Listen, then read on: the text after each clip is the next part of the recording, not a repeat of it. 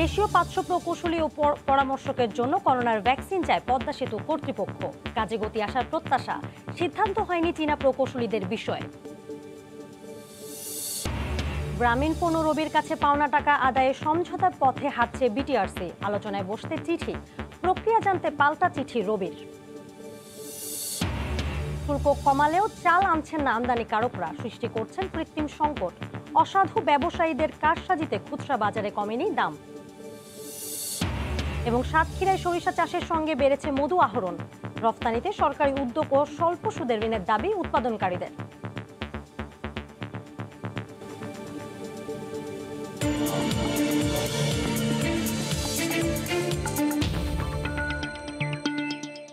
দেখছিলেন শিরোনাম। আমন্ত্রণ জানাচ্ছি দেশ ও দেশের বাইরের অর্থ বাণিজ্যের নানা খবর নিয়ে আমাদের নিয়মিত আয়োজন এ সময়ের বাণিজ্যে।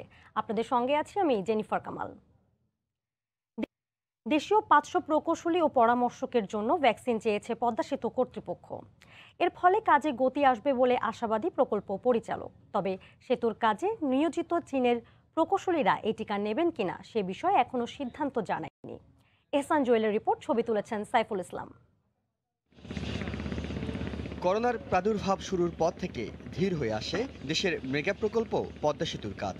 চীনের নাগরিকদের বড় একটি অংশ এই প্রকল্পে থাকায় তাদের সাথে কাজ করার আতঙ্কে প্রকল্প এলাকা ছেড়ে যায় দেশীয় শ্রমিকদের অনেকে। তবে এরপর ধীরে ধীরে পাল্টেছে দৃশ্যপট। করোনা থেকে বাঁচতে দেশীয় শ্রমিকদের জন্য প্রকল্প এলাকায় ২৪ ঘন্টা আবাসনের ব্যবস্থা করা হয়। চীন থেকে আসা প্রকৌশলীদের ১৪ দিনের কোয়ারেন্টাইন নিশ্চিত করেই সুযোগ দেওয়া হয়েছে কাজে যোগ দেওয়ার। সার্ভিস এরিয়ার ভিতরে চালু করা হয় স্বাস্থ্য কেন্দ্র। তবে দেশে টিকা আসার খবরে এই প্রকল্পের শ্রমিকরা চায় টিকা নিয়ে নিশ্চিন্তে কাজে যোগ দিতে। আমাদেরও দরকার যে করোনার টিকা নিয়ে সুস্থভাবে কাজ করার। চাইনিজদের সাথে কাজ করি এবং আমরা বিভিন্ন লোকের সাথে কাজ করি এবং নতুন লোক আসে কিছু। এখন আমরা তো আর জানি না আসলে কার মধ্যে কি আছে। আমরা আশা করব ওদের কাছ থেকে যে আমাদের জন্য টিকার ব্যবস্থা করে। প্রকল্পে কাজ করছেন ৮ শতাধিক দেশীয় প্রকৌশলী, পরামর্শক ও কর্মকর্তা কর্মচারী। এ অবস্থায় প্রাথমিকভাবে ৫০০ ভ্যাকসিন চেয়ে স্বাস্থ্য মন্ত্রণালয়ে চিঠি দিয়েছে সেতু কর্তৃপক্ষ। চাইনিজদের সাথে আমরা কথা বলছি, তো ওরা যদি চায় আমরা গভর্নমেন্টকে জানাবো। আমাদেরগুলো আমরা চাহিদা দিয়ে দিচ্ছি অলরেডি, যে আমরা আমাদের কনসালটেন্ট এবং ডিপার্টমেন্ট যারা আমরা কাজ করি প্রায় ৫০০ লোক আমাদের আছে। আমরা ৫০০ জনের জন্য একটা চাহিদা আপাতত দিয়েছি। চীন থেকে নতুন করে কাজে যোগ দিতে আসা প্রকৌশলীরা অধিকাংশই নিজ দেশ থেকে টিকা নিয়ে ফিরছেন। ঠিকাদার প্রতিষ্ঠানের অধীনে কাজ করছেন প্রায় ৩৫০০ দেশীয় শ্রমিক। তবে নিজেদের জন্য কিংবা শ্রমিকদের জন্য টিকা চেয়ে এখনো কোনো সিদ্ধান্ত জানায়নি China Major Bridge Company. Mega প্রকল্পগুলোর কাজের অগ্রগতিতে গলার কাটা হয়ে আছে করোনা। ভয়ের কারণে এখানকার চীনের প্রকৌশলীদের সঙ্গে কাজ করতে দেশীয় কর্মীদের মধ্যে রয়েছে এক ধরনের অনীহা।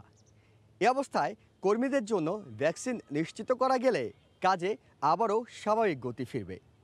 এহসান জুয়েল, সময় সংবাদ, মাওয়া, মুন্সিগঞ্জ। গ্রামীণফোন ও রবির কাছে পাওনা আরও প্রায় ১০.৫ কোটি টাকা আদায়ে সমঝোতার পথে হাঁটছে বাংলাদেশ টেলিযোগাযোগ নিয়ন্ত্রণ কমিশন। সমঝোতা হলে আদালতে চলমান মামলা প্রত্যাহারে আবেদন জানানো হবে। তার আগে আলোচনা ও আইনি প্রক্রিয়া চলবে একই সঙ্গে। ইতোমধ্যে দুই অপারেটরকে চিঠি দিয়েছে বিটিআরসি। এ বিষয়ে কোনো মন্তব্য করেনি গ্রামীণফোন। কোন প্রক্রিয়ার সমাধান হবে তা স্পষ্ট জানতে চেয়ে পাল্টা চিঠি দিয়েছে আরেক অপারেটর রবি। শুভখানের রিপোর্ট।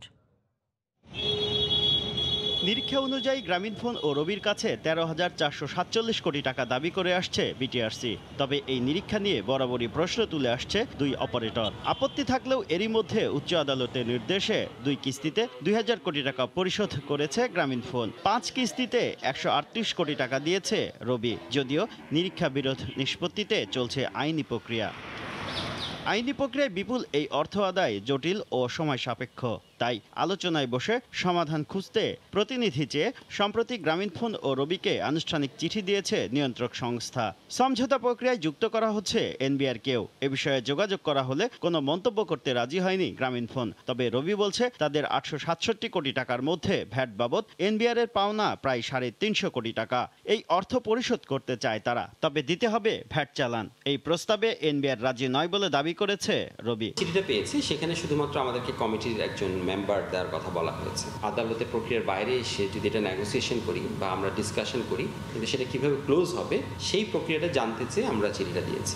তবে নিরীক্ষায় কোনো ভুল থাকলে তা সংশোধন করে হলেও সমঝোতায় আগ্রহী বিটিআরসি। যদি আমাদের কোথাও কোনো ভুলভ্রান্তি হয় তা যদি দেখিয়ে দিতে পারে, যদি সেটা আইনানুগ হয়, অবশ্যই সেটা আমরা বিবেচনায় নেব। ব্যাটা বলে মিলে যায়, আমরা আদালতকে উভয় পক্ষ মিলে যে বলবো যে আমরা yes we come to a consensus, we come to a conclusion. আদালত নিরীক্ষে তোমরা মিটে যাও, মামলা প্রত্যাহার নিষ্পত্তি হলো, তোমার দাবি দিয়ে দাও। পাওনা আদায় নিয়ে মতৈক্যে পৌঁছাতে না পারায় 2019 সালের আগস্টে আদালতে আলাদা মামলা করে রবি ও গ্রামীণফোন। শুভ খান, সময় সংবাদ, ঢাকা। শুল্ক কমিয়ে চাল আমদানির অনুমতি দিলেও বাজারে তেমন কোনো প্রভাব পড়েনি দামে। উল্টো দেশীয় আমদানি করা চাল বিক্রি হচ্ছে সমান দরে। ব্যবসায়ীরা বলছেন পর্যাপ্ত চাল আমদানি করছে না আমদানিকারকরা। এতে বাজারে সরবরাহ কম থাকায় ইচ্ছে মতো দাম নিয়ে কারসাজি করছে অসাধু ব্যবসায়ীরা। আমদানিতে শুল্কমুক্ত সুবিধা দেওয়ার দাবি জানিয়েছেন তারা। কাজল আব্দুল্লাহ রিপোর্ট। ঘাটতি মেটানোর পাশাপাশি অভ্যন্তরীণ বাজারে দাম সহনীয় রাখতে চাল আমদানির সিদ্ধান্ত নেয় সরকার। এ বিষয়ে আমদানিকারকদের অনুমতি দেওয়ার 1 মাস পেরিয়ে গেলেও রাজধানী পাইকারি বাজারে এখনো তেমন চোখে পড়ছে না আমদানি করা চাল। কিছু আড়তে দেখা মিললেও তা চাহিদার তুলনায় অনেক কম হয় বিক্রি হচ্ছে দেশীয় চালের দামই। রাজধানী মোহাম্মদপুর কৃষি মার্কেটে দেশি চালের মধ্যে 28, 47 থেকে 49 ও মিনিকেট চাল বিক্রি হচ্ছে 56 থেকে 57 টাকা দরে। অন্যদিকে 28 সমতুল্য প্রতি কেজি আমদানি করা চাল 45 থেকে 46 ও মিনিকেট চালের দাম পড়ছে 55.5 টাকা। চাল আমদানি নিয়ে কারসাজির অভিযোগও তোলেন অনেকে। দেশি চালের ব্যস্ত আছে, ধরুন 43 টাকা টানা, গুটি 42 টাকা এরকম। ইন্ডিয়ান মিনিকেট বিক্রি করতেছি আমরা 56 টাকা, 57 টাকা। দেশি মিনিকেট আমরা 57 টাকা, 58 টাকা বিক্রি করতেছি। এদিকে বিশ্ববাজারেও প্রতি টনে দাম বেড়েছে প্রায় $15। এতে ব্যয় বেড়ে যাওয়ায় অনেকে আমদানিতে নিরুৎসাহিত হচ্ছেন বলে মনে করেন ব্যবসায়ীরা। এক্ষেত্রে চাল আমদানিতে শুল্কমুক্ত সুবিধা দেওয়ার দাবি জানান তারা। ইন্ডিয়ান চালের সরবরাহ বলতে গেলে নাই, ওই আজকে এক গাড়ি আইছে, 4-5 দিন, 1 সপ্তাহ পরে আরেক গাড়ি আসে। ইন্ডিয়ান চালটা অ্যাভেলেবেল হচ্ছে না। হ্যাঁ, অ্যাভেলেবেল হলে আরো কমে যাবে। বর্তমানে ইন্ডিয়ান চালের উপরে শুল্ক আছে 25%। এটা যদি পুরাটা উল্টো করে দেয় সেক্ষেত্রে হয়তো একটু প্রভাব পড়তে পারে। চলতি মাসের শুরুতে বেসরকারি পর্যায়ে 10 লাখ টন চাল আমদানির অনুমোদন দেয় খাদ্য মন্ত্রণালয়। 1 মাসের মধ্যে এই চাল আমদানির কথা থাকলেও জানুয়ারিতে এলসি খোলা হয়েছে মাত্র 36,000 টন চালের। কাজল আব্দুল্লাহ, সময় সংবাদ, ঢাকা। সাতক্ষীরায় এবার ব্যাপক সরিষার চাষ হয়েছে, সেই সঙ্গে বেড়েছে সরিষার ফুল থেকে মধু আহরণ। রফতানির সাথে সাথে এই বছর সংরক্ষণের জন্য চলছে মধু প্রক্রিয়াজাতকরণ। সেই জন্য বিদেশি চাহিদা বিবেচনা করে মধু রফতানিতে সরকারি উদ্যোগ ও স্বল্প সুদে ঋণ দাবি উৎপাদনকারীদের। জেলা প্রতিনিধি মমতাজ আহমদ বাপির পাঠানো তথ্য ও ছবি নিয়ে রিপোর্ট। যতদূর চোখ যায় পুরো মাঠ যেন ঢেকে আছে হলুদের গালিচায়। সরিষার রূপ আর গন্ধে মাতোয়ারা চারপাশ, আর তারই বুক জুড়ে মৌমাছির অবিরাম খেলা। এর মধ্যেই সরিষা ফুলের মধু সংগ্রহে ক্ষেতের চারপাশে পোষা মৌমাছির হাজার হাজার বাক্স নিয়ে হাজির মোয়ালরা। সুন্দরবন সংলগ্ন জেলা সাতক্ষীরায় দেশের অর্ধেক মধু উৎপাদন হয়। এবার সাতক্ষীরায় মধু প্রসেসিং করতে বসানো হয়েছে মৌ প্লান্ট। প্রসেসিং করা মধুর বিদেশে ব্যাপক চাহিদা থাকায় সরকারকে রপ্তানির ব্যবস্থা নেওয়ার দাবি জানিয়েছেন মধু ব্যবসায়ীরা। এখান থেকে আমরা প্রতি সপ্তাহে 7 থেকে 8 মণ মধু পেয়ে থাকি, প্রতি বক্সে 1 মণ হিসেবে পাই। সরকার যদি আমাদের কোন ঋণে সহযোগিতা করে তো আমরা মধু, সরিষা উৎপাদন বেশি হবে। সরিষার ক্ষেতের পাশে মৌমাছির বাক্স রেখে মধু সংগ্রহ করলে পরাগায়নের ফলে সরিষার উৎপাদন 15 থেকে 25 ভাগ বৃদ্ধি পায় বলে জানান এই কৃষি কর্মকর্তা। এবছর 2500 থেকে 3000 মৌবাক্স সেট হয়েছে, যেটার থেকে আমাদের মধু উৎপাদন হবে প্রায় 2500 থেকে 3000 মেট্রিক টন। জেলায় এবার 11,000 হেক্টর জমিতে সরিষার চাষ হয়েছে, যা থেকে 15,500 মেট্রিক টন সরিষা উৎপাদনের লক্ষ্যমাত্রা নির্ধারণ করেছে কৃষি বিভাগ। আর এই সরিষার ক্ষেত থেকে মধু সংগ্রহ হবে 2,500 থেকে 3,000 মেট্রিক টন। সময় সংবাদ, সাতক্ষীরা। খরায় পড়ে বন্যায় ভেসে যায় নদ নদীর বুকে যাদের বসত থেমে থাকেন না তারা। দুর্গম বালুচরে রক্ত পানি করা শ্রমে লাখো মানুষের আহার জোটায়। তারপরও বঞ্চনা ছাড়া কিছুই জোটে না তাদের কপালে। মুখ ফিরিয়ে নেয় সরকারি কর্মকর্তা, এমনকি জনপ্রতিনিধিরাও। আতাউল হক সাগরের ক্যামেরায় গাইবান্ধা থেকে চরবাসীর দুঃখগাথা তুলে ধরেছেন হেদায়েতুল ইসলাম বাবু। বানের ঝাপটায় সবই তছনছ হয়েছে। ডানা ভাঙ্গা পাখির মতো সাত সকালে ফসলের ক্ষেতে ঘুরে দাঁড়াবার সংগ্রাম চরবাসীর। সকাল সন্ধ্যা অক্লান্ত পরিশ্রমে বালুচরে সবুজের পাহাড় গড়েছে কৃষক। দেশের আকাশে সুখের পায়রা ওড়াতে যাদের নিঃস্বার্থ কষ্ট ঘাম হয়ে ঝরে বরাবরই উপেক্ষিত তারা। সরকারের কৃষি বিভাগের কর্তারা ফিরেও তাকায় না চরের দিকে।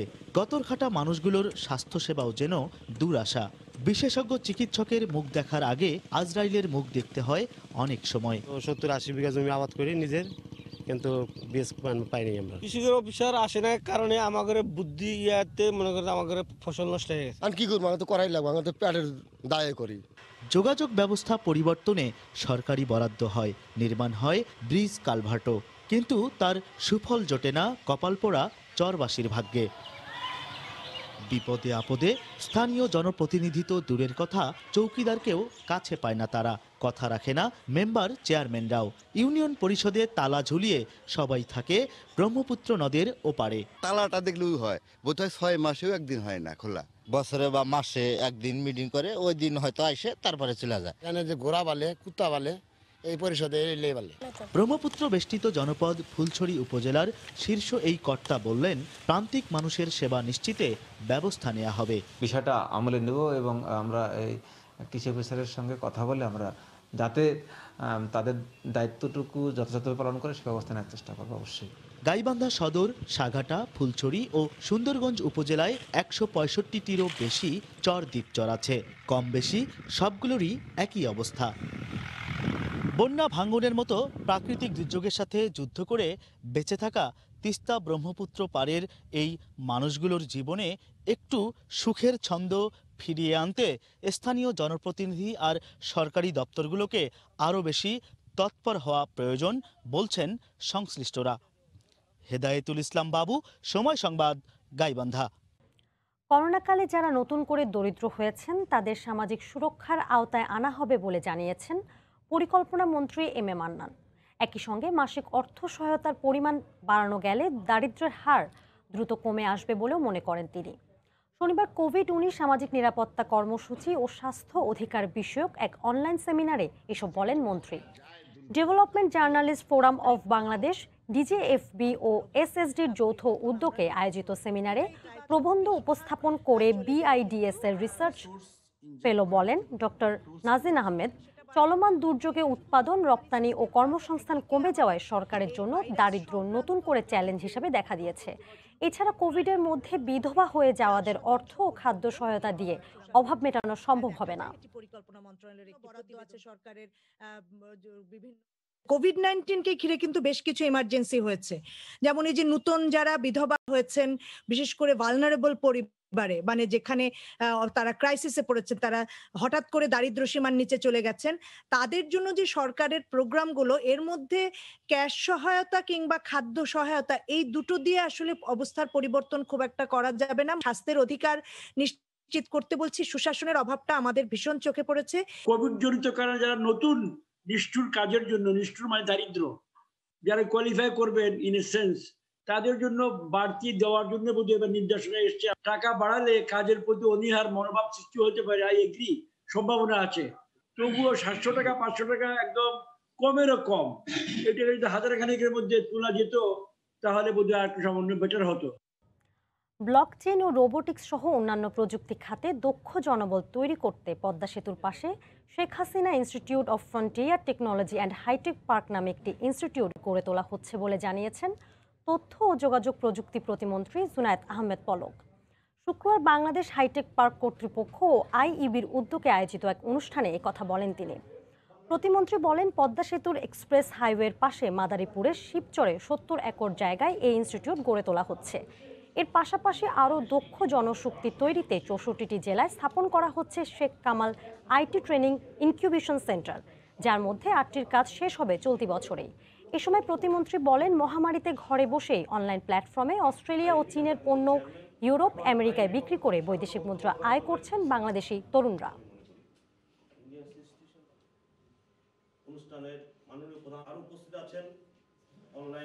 41 সালের ভবিষ্যৎ প্রযুক্তি নেতৃত্ব দেওয়ার জন্য, দক্ষ জনশক্তি গড়ে তোলার জন্য আমরা পদ্মা সেতু পার হয়েই হাতের ডান পাশে 70 একর জায়গায় Sheikh Hasina institute of frontier technologies, যেটাকে সংক্ষেপে আমরা বলছি শিফট, অর্থাৎ এই যে পুরো বিশ্বের যে প্যারাডাইম শিফট হতে যাচ্ছে, সেই শিফটের সাথে আমরা যেন তাল মিলিয়ে আমরা যেন নেতৃত্ব দিতে পারি, তার জন্য আমাদের এই ইনস্টিটিউটটা আমরা তৈরি করার উদ্যোগ গ্রহণ করেছি। এ সময়ের বাণিজ্যের শীর্ষ সংবাদগুলো জানিয়ে দিচ্ছি আরেকবার। ডিজিটাল পদ্ধতিতে করোনাকালে এইচএসসি ও সমমানের ফল প্রকাশ, শিক্ষা জীবন থেকে 1 বছর যেন ঝরে না যায়, তাই এই উদ্যোগ। তিক্ততা সৃষ্টি করা উচিত না। আমাদের ছোট শিশুরা, ছেলে মেয়েরা, তাদের জীবনটার দিকেই তাকাতে হবে। দেশীয় 500 প্রকৌশলী ও পরামর্শকের জন্য করোনা ভ্যাকসিন চায় পদ্মা সেতু কর্তৃপক্ষ। কাজে গতি আসার প্রত্যাশা, সিদ্ধান্ত হয়নি চীনা প্রকৌশলীদের বিষয়ে। এই ছিল এই সময়ের বাণিজ্যের, সঙ্গে থাকুন সময়ের।